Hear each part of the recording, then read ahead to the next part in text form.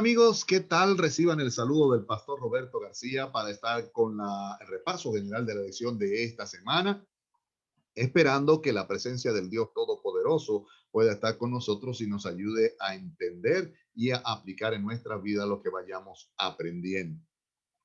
Lo primero que hacemos antes de tener nuestra oración de comenzar es recordarle que tiene que compartir con otras personas el mensaje que usted está escuchando en esta hora y disfrutar esta lección y poder ayudar a otros a que también reciban un mensaje de esperanza. Así que yo voy a permitir que Sandra entonces después de eso tenga la oración para que entremos en el material de la lección. Claro que sí. Inclinemos el rostro para orar. Oremos. Padre nuestro que estás en los cielos, santificado y glorificado sea tu nombre, Señor. En este momento imploramos tu presencia, que tu Espíritu Santo nos dote de inteligencia, que podamos ver, Señor, las cosas que a simple vista no podemos ver en esta lección y que sobre todo la podamos ejemplificar en nuestras vidas, que la podamos vivir, Señor. Bendice a cada persona que va a escuchar esta lección y pueda sacar provecho también de ella. Gracias por la oportunidad, gracias por el privilegio. En el nombre de Jesús. Amén. Amén. Sandra, en esta noche vamos, en esta hora, ya dije de noche, en esta hora estamos estudiando a la lección titulada Consolaos, pueblo mío. Y ahí vamos a entrar al capítulo 40 del libro de Isaías y vamos a analizar el capítulo 40 de los pies a la cabeza. Así que hay un cambio, Sandra, en la lección de los primeros 39 capítulos de Isaías y los próximos 27 van a ser un cambio en lo que es lo histórico con lo que es evangelístico. O sea que hoy vamos a comenzar como si fuera una nueva etapa en el libro de Isaías, una segunda parte del libro de Isaías. Y yo no sé si usted, hay un escritor que dijo que si alguna vez se quitara la Biblia del medio y solo dejaran el libro de Isaías, tendríamos la Biblia completa porque los primeros 39 capítulos de Isaías serían el Antiguo Testamento y los próximos 27 serían el Nuevo, y así se dividen, uno histórico y el otro evangelístico. Consolaos, pueblo mío, habla de consuelo, y el versículo de memoria se encuentra en Isaías capítulo 40, versículo 9, que dice: súbete sobre un monte alto, anunciadora de Sión, levanta fuertemente tu voz, anunciadora de Jerusalén, levántala, no temas, di a las ciudades de Judá, ve aquí al Dios vuestro. Sandra, ¿qué puede sacarle el jugo a ese versículo? Ese es un versículo, pastor, mientras usted estaba leyendo e introduciendo la lección de esta semana, yo lo que veo es como un versículo de fiesta, pastor. Es un momento de festejar. Ya los tiempos difíciles, los juicios del Señor, todo lo que tenía que pasar ya pasó. Y el pueblo en este versículo, el Señor les está llamando allí a festejar. Ya se acabó el tiempo difícil. Ahora estamos en paz. Y el Señor aquí en este capítulo de Isaías 40 que vamos a desglosar a través de este estudio y repaso, vamos a ver que el Señor tiene grandes planes para el pueblo de Dios a largo paso, ¿verdad, pastor? A 150 años más adelante, ya el Señor, como hemos dicho en el pasado, sabe el final desde el principio.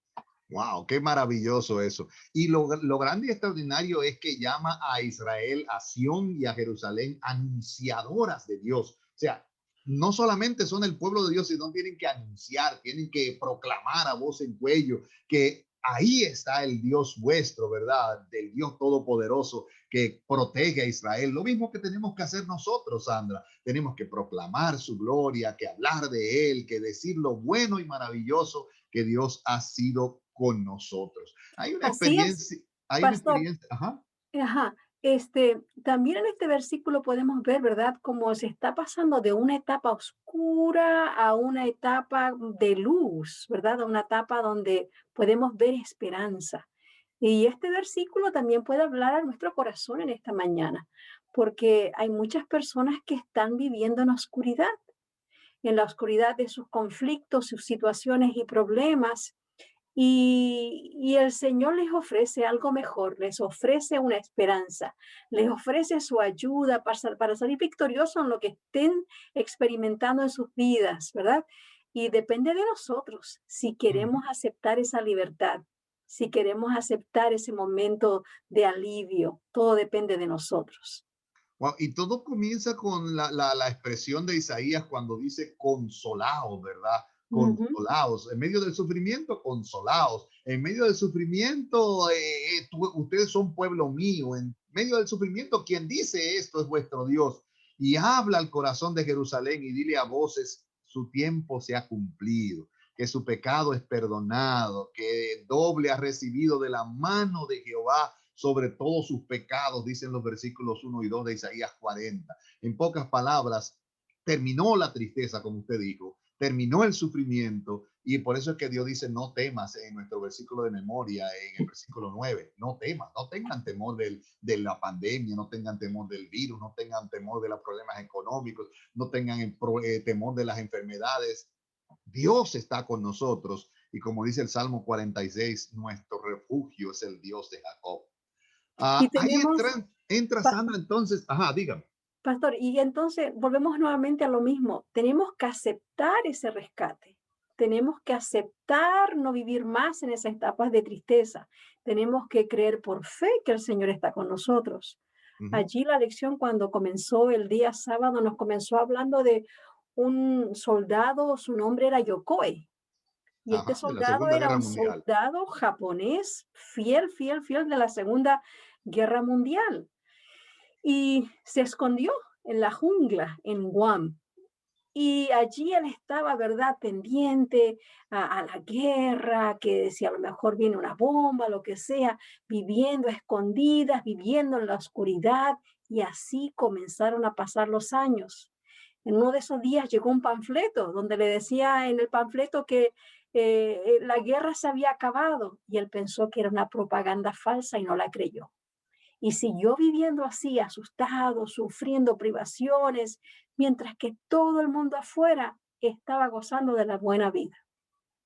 La lección nos cuenta que no fue hasta el año 1972, o sea, 27 años después, que alguien lo encuentra y entonces él se da cuenta de la manera que ha desperdiciado su vida por no haber hecho caso, ¿verdad?, a esa propaganda que le había llegado. Como dijimos, hay personas que les presentamos el Evangelio, le presentamos una vida mejor con Jesús, pero la gente no quiere aceptar, no quieren hacer compromiso, no quieren disfrutar ni probar qué bonito es poder caminar con Jesús. Oiga, ese Yokoi pasó mucho trabajo por no creer lo que los Sí. panfletos decían. Ahora, consuelo para el futuro. Ahí analizamos los versículos 1 y 2 que mencionamos al principio. Hay que notar que en los primeros 39 capítulos de Isaías se menciona 43 veces al reino de Asiria. Problemas con los asirios, invasión de Sennacherib, problemas con el Rabsace, o sea, problemas por donde quiera con los asirios. Pero a partir del capítulo 40 y hasta los versículos siguientes, solo se menciona una sola vez en el resto de Isaías, en Isaías 52:4, y se refiere a la opresión en tiempo pasado, o sea, pasó en el pasado. Es para recordarles, les pasó esto en su vida y ahora ustedes viven en tiempos de paz y de victoria. Hay liberación que Dios trajo a través de Ciro el Persa, que conquistó a Babilonia, trajo paz a través de todas las cosas que Dios hizo en los capítulos que siguen, que son una demostración de que Dios estuvo con el pueblo. En Isaías 39 era como una transición al capítulo 40, cuando se habla del cautiverio en Babilonia, pero todos los capítulos que siguen de aquí en adelante nos hablan de las promesas de Dios para el fin del tiempo y del sufrimiento en esta tierra santa. Así que deberíamos gozarnos, ¿verdad?, de que Dios trae consuelo. En tiempo pasado trajo consuelo y en tiempo futuro también es el consuelo para cada uno de nosotros. Así es, nos tenemos que acostumbrar y ver eso como una realidad en nuestras vidas. El Señor siempre se anticipa, el Señor ya sabe la salida, el Señor ya sabe por qué suceden ciertas cosas, ya el Señor lo tiene todo planificado. Nuestro deber es confiar, confiar en su palabra. Por ejemplo, en Isaías 13, Isaías 14, Isaías 21, ahí ya Dios estaba prediciendo la caída de Babilonia, la liberación del pueblo, ¿verdad? Si venimos aquí, pues resumimos estos versículos, podemos decir que realmente ya el Señor tenía todo bien planchadito para lo que iba a ocurrir. Así que nuevamente repetimos, tenemos que confiar al Señor, porque el Señor sabe mejor que nadie lo que nos espera para un futuro. Wow. Entonces, pasando a la siguiente sección de la lección, nos hablaba de presencia, palabras y obras viables. Y nos preguntaba una pregunta sencilla en la parte inicial, que era, ¿cómo recibe consuelo el pueblo de Dios? Hay que notar que este consuelo está relacionado también con la obra de restauración espiritual y física del pueblo, cuando en Isaías capítulo 40, versos del 3 al 5 nos dice, voz que clama en el desierto, preparad camino a Jehová, enderezad calzada en la soledad a vuestro Dios. Todo valle sea alzado y bájese todo monte y collado, y lo torcido se enderece, lo áspero se allane, y se manifestará la gloria de Jehová, y toda carne juntamente la verá, porque la boca de Jehová lo ha hablado. Según estos versículos, es Dios quien proclama que el pueblo va a ser restaurado, pero esta restauración indica que todo lo torcido tiene que ser enderezado. Todo lo que está en la calzada, todas las piedras que hay en el camino tienen que ser allanadas, todo para que se manifieste la gloria de Jehová. Si aplicáramos esto a nuestras vidas, podríamos decir que es hora ya, cuando estamos tan cerca del tiempo del fin, que todos los obstáculos que hay en nuestro corazón puedan ser allanados, que todos los caminos a nuestra mente puedan ser allanados, que todas las piedras puedan ser quitadas, que todos los obstáculos puedan ser quitados y que solo demos entrada a nuestro Dios Todopoderoso para que entre a nuestros corazones. Así es, y entonces este capítulo que estamos desglosando en esta mañana de Isaías 40, del versículo 1 al 5, cuando vemos ahí que dice, preparad camino a Jehová. Tenemos que remontarnos al lugar y la época de la que se está hablando en este capítulo, ¿verdad? Estamos hablando de la geografía, la topografía de Israel, que es todo montañas, montes, piedras. Y entonces el Señor está diciendo, abran camino que yo vengo aquí. Enderecen, ¿verdad? Porque viene el Mesías muy pronto. Tenemos que abrir el camino. Y nuevamente, como dijo usted, pastor, nuestras vidas, nuestro corazón son figura de esos montes, de esas peñas y de esas cosas que no nos permiten abrirle el camino al Señor para que Él pueda morar en nuestros corazones. Así Otra que cosa que menciona ahí también Sandra es el final, en el versículo 8, que cuando pregunta sobre cómo podemos recibir consuelo, en el versículo 8 hace como un sumario, una conclusión de todo lo que habíamos visto en los 39 capítulos anteriores, porque eran reinos venían, reinos se iban, reyes venían, reyes se iban, incluyendo desde el rey Usías, cuando Isaías vio al Señor la primera vez, hasta el último de los reyes que vio Isaías. Todo demuestra que los reyes eran pasajeros y ahora el que viene no es pasajero, es eterno. Por eso es que dice que toda hierba es como flor del campo y como la flor del campo, toda hierba se seca, la flor se marchita, pero la palabra del Dios nuestro permanece para siempre. Y hay que demostrar entonces que estos reyes eran temporarios, pero el que venía ahora en el camino era el Dios eterno y la palabra de él permanece por toda la eternidad para siempre. y la palabra de Dios y es la presencia de Dios lo único que puede traer consuelo a nuestras vidas, lo único que también puede traer liberación y esperanza. Mientras ellos se apartaron de la presencia de Dios, mientras no hacían lo que su palabra decía, mientras se postraban a los ídolos que adoptaron de las naciones vecinas, las cosas nunca les fueron bien. Esta palabra que se usa este día, el vial, se usa la palabra vial. Cuando hablamos de la palabra vial, estamos hablando de camino, ¿verdad? Abriendo el camino para que el Señor y su presencia y su palabra puedan volver a nuestras vidas y puedan volver a traer restauración, restauración para el día de hoy y también para una restauración final. Y algo interesante en esos versículos del 1 al 8 demuestra que cuando uno se encuentra con Dios tiene que ocurrir un cambio en la vida nuestra. porque Jesús cuando comenzó su ministerio, por ejemplo, menciona la lección que comenzó predicando en Mateo 4:3, Mateo 3:2, comenzó predicando, el reino de los cielos se ha acercado, arrepentíos. Lo mismo Juan el Bautista comenzó a predicar de la misma manera, arrepentíos que el reino de los cielos se ha acercado. O sea, Dios cuando viene a la presencia del ser humano, lo está llamando a un acercamiento con él, pero para acercarse con él, el hombre tiene que venir arrepentido y humillado. Por eso es que tenemos que tener en esa obra vial, tenemos que tener una obra de restauración. La predicación trae una vía de acceso al Todopoderoso. Una vía de encuentro con Dios Todopoderoso, y por eso es que hay tres cosas importantes para nuestra salvación, que es el orar, estudiar la palabra y testificar, que es lo que la obra vial espiritual, es la predicación, la que hizo Juan, la que hizo Jesús, la que hicieron todos los discípulos. El reino de los cielos se ha acercado. Así que tenemos que predicar otra vez que hay que volver por los caminos y que hay que volver a enderezar las calzadas, hay que volver otra vez al que los valles y los montes sean allanados y que solo la palabra de Jehová sea permanente en nuestras vidas. Así es, pastor, y si no tenemos a Cristo en nuestra vida, vamos a ser como esa hierba y esa flor del campo. Moriremos sin ninguna esperanza, porque somos seres mortales. Pero cuando la palabra de Dios está en mí y yo acepto su palabra y hago lo que su palabra me dice, entonces puedo reclamar esperanza, puedo reclamar vida eterna, puedo reclamar bendiciones. Oiga, entonces después de tanto sufrimiento y de tanto dolor viene el acontecimiento más grande de la historia.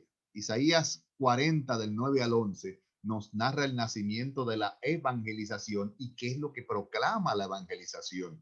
Ah, ¿qué clase de evento se describe en Isaías 40 del 9 al 11? Una de las preguntas. Y yo diría que la respuesta está en el 10, que dice, he aquí que Jehová el Señor vendrá con poder y su brazo señoreará. He aquí que su recompensa viene con él y su paga delante de su rostro. O sea, ¿qué es lo que vamos a anunciar? ¿Qué es lo que vamos a decir? ¿Qué es lo que va a decir la anunciadora de Sión? ¿Qué es lo que va a decir la anunciadora de Jerusalén? Tienen que anunciar que Jehová de los ejércitos viene con poder y con gloria. Por eso la sección siguiente se llamaba el nacimiento de la evangelización. Había que salir a proclamar que he aquí Jehová viene con poder y gloria.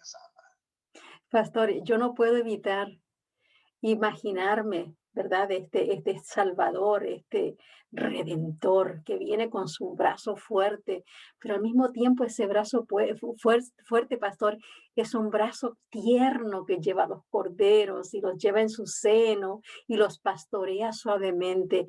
Es un Dios fuerte, pero al mismo tiempo un Dios amoroso.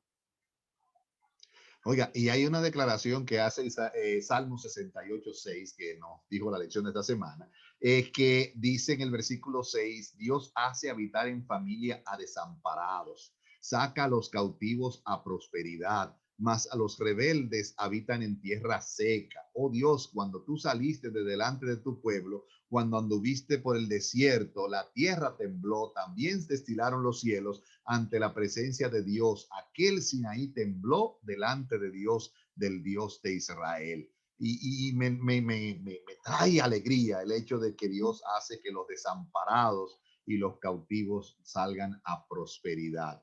Aquí nos enseña que los israelitas habían estado temerosos por tanto tiempo, de tantos reyes, de tantas guerras, y ahora Dios los saca a la prosperidad por un simple hecho. Tienen que salir a predicar que viene el grande y poderoso Jehová y que todo tiene que sujetarse a su presencia.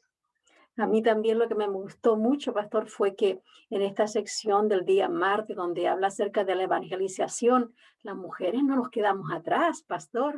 No, allí nos habla de Ana, la profetisa, que fue una de las primeras mujeres que, que vio al Mesías, ¿verdad? Y fue la primera que comenzó a proclamar el evangelio de las buenas nuevas por todas partes. Y luego también más adelante, ¿verdad? Cuando Jesús muere y resucita, es nuevamente otra mujer, María Magdalena, quien es la primera mujer misionera, podríamos decir, primera mujer evangelista que ve a Qué Jesús y bueno. la que empieza a contarle a todo el mundo que el Señor ha resucitado. Así Ah, que las mujeres no nos quedamos atrás, tenemos eso también una enseña, gran Sandra, que misión. todos tienen parte en la predicación del evangelio, los niños, los jóvenes, los adultos, los ancianos. Ahí menciona, por ejemplo, a Simeón. Simeón tenía 113 años cuando Jesús vino a ser Wow. presentado en el templo y anhelaba la consolación de Israel, dice el evangelio según San Lucas capítulo 2, versículos 25 y 26. O sea, un ancianito de 113 años predicando el evangelio, bendiciendo al Señor Jesucristo cuando vino a esta tierra, cuando descendió aquel verbo, como dice San Juan 1.14, vino, o sea, el poderoso de Israel vino a la tierra y lo presentó un viejito de 113 años. Y hay algo interesante. Yo no sé qué tú haces con tu vida, no sé qué has hecho en el pasado, quizá ya tengas una edad adulta, pero puede ser que Dios a los 113 años te pida que haga algo extraordinario, como presentar al Hijo de Dios viniendo a la tierra. Así que no te preocupes que quizás tú no hayas conocido al Señor en el pasado, que tú no hayas sido fiel en el pasado. Es hora de caminar con Dios y dejar que Él haga las grandes maravillas que Él quiere hacer en tu corazón. Y quizás cuando tengas 113 años, Dios te pida que haga algo extraordinario como Simeón. Amén. Pastor, quisiera añadir algo. La lección estaba hablando acerca, aquí nuevamente, aquí en este versículo que estamos discutiendo, Isaías 40, versículo 11, donde dice, y volvemos a repetir, como pastor apacentará su rebaño, en su brazo llevará los corderos y en su seno los llevará, pastoreará suavemente a las recién paridas. Nuevamente yo quiero aludir a esta imagen de este pastor valiente, amoroso. ¿Sabían ustedes que los pastores orientales, estamos hablando de la gente de Israel, la gente del Líbano, de esas áreas del oriente, cuando estas personas pastorean sus ovejas, los pastores, ellos van al frente y las ovejas les siguen por detrás. O sea que no las arrean con caballos como hacemos nosotros en Sudamérica o quizás en otros países. No, no, no. El pastor va al frente y él les habla, las llama quizás por nombre y las ovejas reaccionan a la voz de su pastor. ¿Por qué? Amén. Porque ellas lo conocen, ellas confían en él, que él no las va a tirar por un risco, que no las va a dejar ni las va a abandonar, ni a sol ni sombra, que las va a cuidar. Y ese es el mismo sentir que nosotros tenemos que sentir con Dios. Que no Pues eso importa lo me acuerda. difícil que sea la vida, Ajá. Jesús va al frente. Y cuando nosotros confiamos en Él, Él va a ir limpiando el camino para que nosotros podamos caminar en paz de cualquier Amén. situación de la vida. Amén por eso. Qué emocionante. Esta lección ha sido maravillosa. Después de tantas guerras y tantas cosas, tanta alegría de corazón, ¿verdad? Amén. Esta expresión del versículo 11 que usted trajo aquí a la memoria me hizo recordar las palabras de Jesús cuando dijo sobre la montaña, Jerusalén, Jerusalén, que matas a los profetas y apedreas a los que te son enviados. ¿Cuántas veces quise juntar a tus hijos como junta la gallina a sus polluelos y no quisiste? O sea, Jesús hizo todo lo posible para llevar los corderos al seno y que los llevará y los pastoreará suavemente. Él hizo todo lo posible para nuestra salvación. Nadie quedará sin excusa de que Jesús no le dio la oportunidad de ganar la vida eterna. Jesús lo hizo, cada momento luchó para que usted y yo pudiéramos ser salvos. Y Mateo 10:27, lo que citó Sandra ahorita, él dice, yo conozco mis ovejas y las llamo por su nombre. O sea, Jesús es el pastor que va al frente, Él es el que guía el rebaño, Él es el que lo paciente y el que nos llevará a un lugar seguro. Qué maravilloso es nuestro Salvador. Amén. Pasamos entonces a los versículos que nos hablan sobre el Creador misericordioso, los versículos 12 al 31. Aquí dice quién es el Dios poderoso. Y comienza en el versículo 2 diciendo, ¿quién midió las aguas? ¿Cómo es Dios tan poderoso, Sandra? Ay, demasiado poderoso, tan poderoso, omnipotente, omnisciente, omnipresente.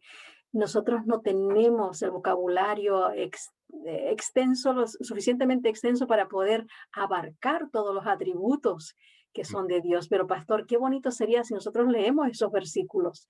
Isaías 40, versículos 12 al 17. Yo quiero que usted me permita leerlos porque es que son tan Adelante, lindos. adelante, porque son poderosos. Isaías 40, 12 comienza diciendo: ¿Quién midió las aguas con el hueco de su mano y los cielos con su palmo? Con 3 dedos juntó el polvo de la tierra y pesó los montes con balanza y con pesa los collados.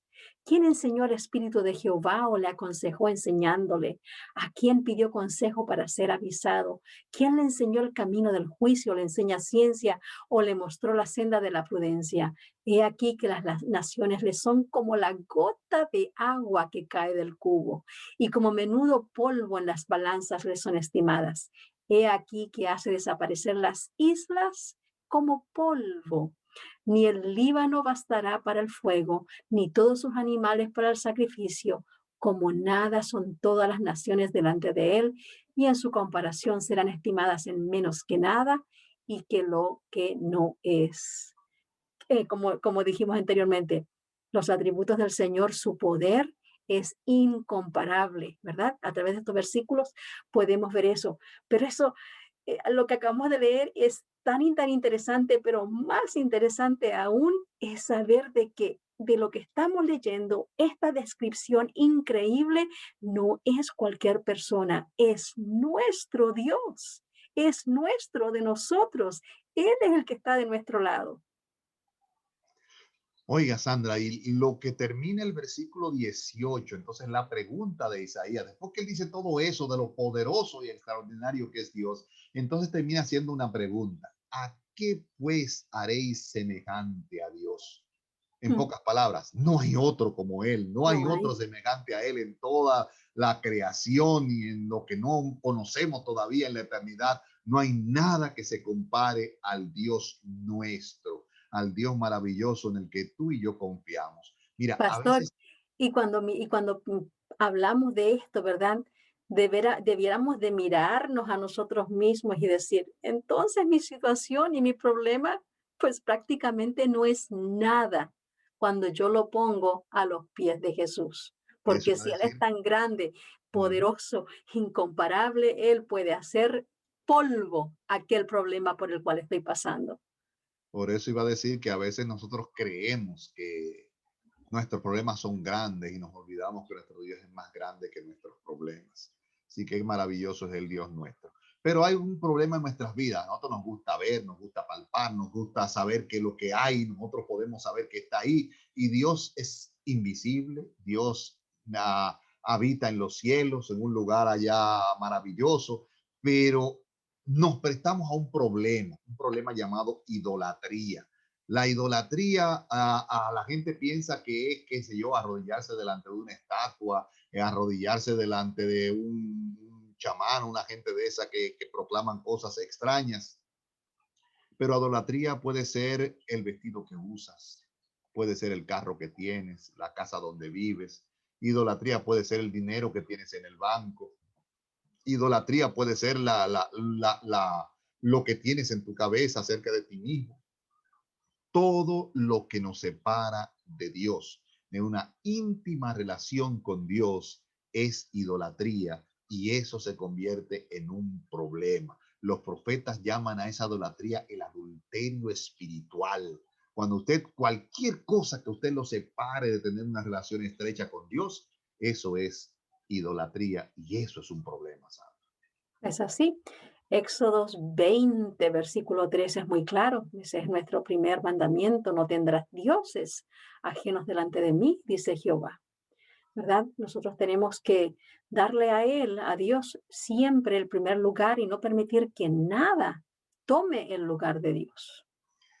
Cuando Dios se encontró con el pueblo, ahora que usted mencionó a Éxodo, cuando ocurrió la presencia de Dios en el santuario, los israelitas lo llamaron la Santa Chequina, que es el humo que subió en el santuario y llenó todo el santuario, y hasta Moisés tuvo que salir del santuario porque allí se manifestó la presencia del Dios Todopoderoso. En esa chequina, nosotros no es un ídolo, Dios no se manifestó de una forma pública como el becerro de oro, que tuvieron que hacerle un becerro cuando la gente dijo, haznos dioses. Aarón hizo un becerro de oro para que la gente lo adorara y la gente bailaba y brincaba alrededor del becerro de oro porque lo estaban mirando, pero a Dios no lo veían. Dios estaba en la montaña y hablaba en la montaña, y cuando Dios hablaba en la montaña todo temblaba y la gente tenía miedo, porque Dios no es un ídolo para que se ore. Dios es alguien con el que tenemos que tener una relación especial, porque Él entra a nuestras vidas, penetra en nuestros corazones. Lo que no pueden hacer esos dioses idólatras, como el Salmo 115, que dice, tienen ojos pero no ven, tienen oídos pero no oyen, tienen bocas mas no hablan, tienen manos mas no palpan, tienen pies mas no caminan. O sea, esas cosas que el hombre hace, confía en ellos y lo separan de Dios, son cosas temporales, pero Dios es infinito. Así que deberíamos clamar para que en nuestra vida se manifestara la santa chequina del Dios infinito. Así es, nosotros salimos de la mano de un creador, tenemos un padre y dentro de nosotros está la necesidad de buscarle, la necesidad de poderle adorar. A veces nosotros sentimos en nuestro corazón un vacío, algo falta, hay algo que, y lo tratamos de buscar en otros sitios y empezamos a poner otras cosas en el lugar que realmente le pertenece a Dios. Así que tenemos que tener cuidado con eso. A veces hay ciertas prácticas que parecen inocentes, ¿verdad? Pero realmente es exponer a otras cosas en primer lugar. Por ejemplo, cuando la gente va a recibir el año nuevo, ¿qué es lo que la gente allá afuera hace? Casi siempre la gente lo que hace es ir a comprar las uvas, a comerse esas 12 uvas para que tengan cada mes representando, ¿verdad? Cada uva que se come para poder tener un año exitoso. ¿Cómo es Wow. posible que yo pueda creer que unas uvas me van a ayudar a mí a tener un año exitoso? Eso es, para mí es algo incomprensible, yo no lo entiendo. Pero la Yo gente lo hace. siempre, pastor, perdóneme, yo siempre que va a comenzar un año nuevo, sabe cómo lo comienzo y también les exhorto a las personas que nos están viendo en este momento y escuchando, arrodíllese y cuando vayan a dar las 12, ponga su vida, sus planes, su familia en las manos del Señor el año nuevo que va a comenzar. Así es que se debe de comenzar un año nuevo. Oiga, eso es Mm. idolatría pura, ¿verdad? La gente usa esta ropa interior de colores, se viste de ciertos colores, se ponen ciertos zapatos, ciertas medias de colores diferentes porque que le van a dar suerte para el nuevo año. El único Ujú. que puede transformar tu vida es Dios. Así que todo lo que te separe de Dios es pagano. Y algo interesante es que todos esos dioses paganos que la gente tenía, todos esos ídolos que la gente usaba en aquella época, había un Dios para la fertilidad, había un Dios para la siembra, había un Dios para el cultivo, había un Dios para que cayera la lluvia, había un Dios para que todas las cosas ocurrieran. O sea, aparentemente el fin no era malo. El problema es que ninguno de esos dioses que la gente levantaba tenían poder. Si usted se recuerda cuando llevaron el arca del pacto a la casa de Dagón, el dios de los filisteos, Dagón apareció al otro día de rodillas delante del arca, ¿verdad? Porque ninguna de esas cosas tienen poder. El único que tiene poder realmente es nuestro Dios. Y deberíamos clamar en este tiempo del fin un ministerio de la reconciliación en la vida de cada uno de nosotros. Hay una cita del comentario bíblico adventista de los comentarios de Elena de White que dice, muchos que llevan el nombre de cristianos sirven a otros dioses, además del Señor. Nuestro Creador demanda nuestra dedicación suprema, nuestra primera lealtad. Cualquier cosa que tienda a disminuir nuestro amor por Dios o que interfiera con el servicio que le debemos a Él, se convierte en un ídolo. Así que cualquier cosa que te esté separando de Dios, alguien no te saludó, alguien te habló mal el día que fuiste a la iglesia, alguien te habló de una manera inapropiada, alguien no te miró bien el día que tú estuviste ahí, nada de eso puede ser un obstáculo para tener una relación personal con nuestro Dios y Salvador Jesucristo. Y es también, pastor, lo que nos va a llevar a la victoria final. Nosotros siempre decimos, el Señor viene pronto, ¿verdad? Pero solamente vamos a poder disfrutar de esa venida, de ir a vivir con Él para siempre, si todos los días lo escogemos a Él y lo ponemos en primer lugar. Si eso lo hacemos a diario, podemos estar seguros que cuando el Señor venga, vamos a podernos gozar como comenzó esta lección, con gozo, porque el Señor viene pronto a rescatar a su pueblo. No adoremos a otros dioses. Hay personas, pastor, que al despertarse por la mañana lo primero que buscan es ver cómo subió o si bajó la bolsa de valores. O sea, su vida depende de la bolsa de valores, cuando realmente nuestra vida tiene que depender de Dios, ¿verdad? Hay otras personas que tienen otros dioses ajenos como la codicia, ¿verdad? Vivir pendiente a lo que otras personas tienen y no confiar en Dios que nos puede proveer o que nos ha provisto lo que tenemos, y ser agradecido es otra manera también de servir a los ídolos. Eh, Hay tantas otras cosas, por ejemplo, tenemos obsesiones increíbles, algunas personas tienen obsesiones con la apariencia física, ¿verdad? Y no dejan de sacarse sus selfies constantemente. Eso es adoración al yo, ¿verdad? ¿Y dónde queda el yo cuando yo voy a los pies de Jesús? Mi yo ya no existe, ya no vivo yo más, sino Cristo vive en mí. Que Dios nos ayude a poder poner a Dios en primer lugar en nuestras vidas. Finalmente, Sandra, a los versículos 12 hasta el 31 que nos habla al final, dice que los muchachos se fatigan y se cansan, los jóvenes flaquean y se caen, pero los que esperan a Jehová tendrán nuevas fuerzas, levantarán alas como las águilas, correrán y no se cansarán, caminarán y no se fatigarán. Y la lección termina haciéndonos, pidiéndonos un resumen de cómo podíamos resumir la lección de este día. Así que pasaríamos entonces, Sandra, al último minuto, ¿verdad? Para que es resumir la lección. ¿Cómo se podría resumir la lección de este día?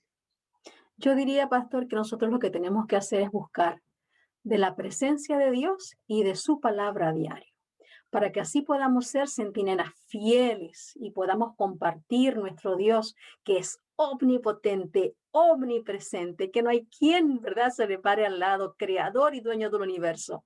Cuando nosotros internalicemos esto, de que esto es una realidad en nuestra vida y lo vivamos en nuestra vida, lo vamos a poder compartir, porque lo hemos probado. Y cuando hacemos eso, vamos a comenzar a aparejar las cosas, vamos a comenzar a sacar las cosas que no nos permiten o que no le permiten a Dios morar en nuestros corazones. Así que vamos a abrirle camino al Señor para que Él pueda quedarse con nosotros a morar por todo el resto de días que nos queda aquí en esta tierra y luego por toda la eternidad. Entonces, al final tenemos que curarnos del orgullo, tenemos que curarnos de Amén. los problemas de este mundo. Y la única forma de curarnos del orgullo es poder dejar de mirarnos a nosotros mismos y mirar al Dios Todopoderoso. Cuando usted mira a Dios, puede hacer como el versículo 28 que dice, no has sabido, no has oído, que el Dios eterno es Jehová, el que creó los confines de la tierra, no desfallece, no se fatiga con cansancio y su entendimiento no hay quien lo alcance. Él da fuerzas al cansado y multiplica las fuerzas al que no tiene ninguna. En esta semana hemos comprendido que debemos proclamar a ese Dios, que debemos vivir con ese Dios, podemos gozarnos con ese Dios, porque es el Dios todopoderoso. Así que consuélense unos a otros con estas palabras, es lo que decía el título de la lección de esta semana. Debemos consolarnos y animarnos unos a otros sabiendo que confiamos en un Dios que tiene todas estas maravillas que menciona el capítulo 40 del libro de Isaías. Así que Dios es maravilloso y ha estado con nosotros durante toda esta semana. Amén. Entonces, Ana, cerramos con una palabra de oración para nuestro Dios Todopoderoso. Así que yo voy a permitir que usted tenga otra vez el privilegio de orar a nuestro Dios para que Él tome control de nuestras vidas. Claro que sí. Padre nuestro que estás en los cielos, gracias Señor por ser nuestro Dios. Gracias por importarte tanto nosotros que decidiste venir aquí a la tierra a morir por nosotros, Señor, porque desde el principio nunca nos ha abandonado y siempre está pendiente a todo, Señor, lo que sea que suceda en nuestras vidas. Señor, ayúdanos a agarrarnos fuerte de tu mano en todo momento, a ponerte en primer lugar, Señor, en todo.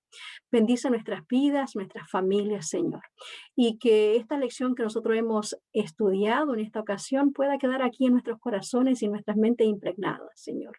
Que estas lecciones las podamos usar a diario en nuestras vidas y que también la podamos compartir con otros, Señor. Gracias por este privilegio. Bendícenos, Señor, y cuídanos siempre. Te lo pedimos en el nombre de Jesús. Amén. Amén.